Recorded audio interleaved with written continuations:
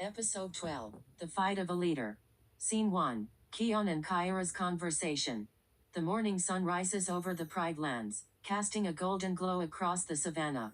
On a high ledge, Kion sits beside Kyra, his eyes shadowed with guilt. He stares out in silence, the memory of yesterday's decision, ending the lives of hyena cubs, weighing heavily on his heart. Kion. I never thought it would come to this, taking their lives. Even if they were hyenas, they were still just cubs. Kyra gently nudges him, her gaze filled with understanding and pain. Kyra. I remember what they did, Kion. Those hyenas nearly destroyed everything. If you hadn't been there, Ronnie, your cubs, they might not have survived. Kion turns to her, eyes brimming with doubt. Kion. But they were innocent. I didn't want to be the kind of leader who kills children, no matter whose side they're on. Kyra. You didn't want this, I know. But being a leader means protecting those who can't protect themselves. Sometimes that means making choices that tear you apart. Kion says nothing. He looks out across the savannah as her words settle into his soul. The sun rises higher, but the weight of his duty feels heavier than ever. Scene 2. Kion asks Simba for help. Later that day, Kion finds Simba watching the cubs play near Pride Rock. Kion's steps are slow, but his eyes burn with urgency. Kion. Dad, I need you to come with me. To the Outlands. You have to see it for yourself. Simba looks up, studying his son. Simba. What's going on? Kion. It's bad, worse than I expected. I can't face this alone, not without knowing we're all on the same page. Simba nods, sensing the gravity in Kion's voice. Simba. Lead the way, son.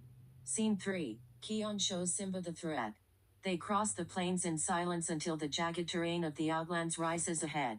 From the edge, Kion gestures to a valley below. The dark land swarms with movement, hyenas, rogue lions, and a banner of fear stretching as far as the eye can see. Kion. This is what we're up against.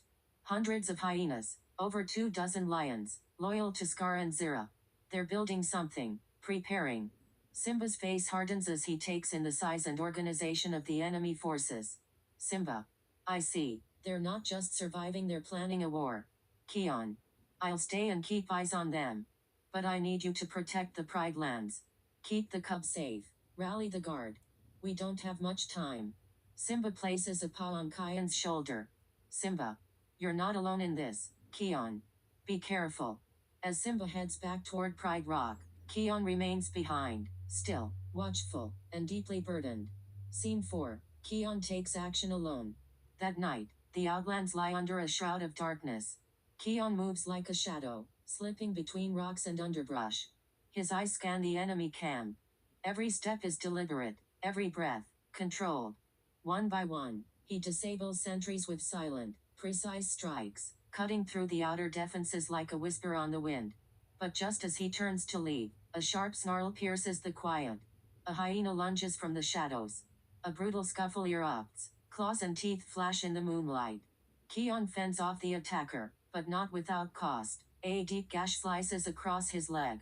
He bites down a cry and escapes into the night, his limp worsening with each step.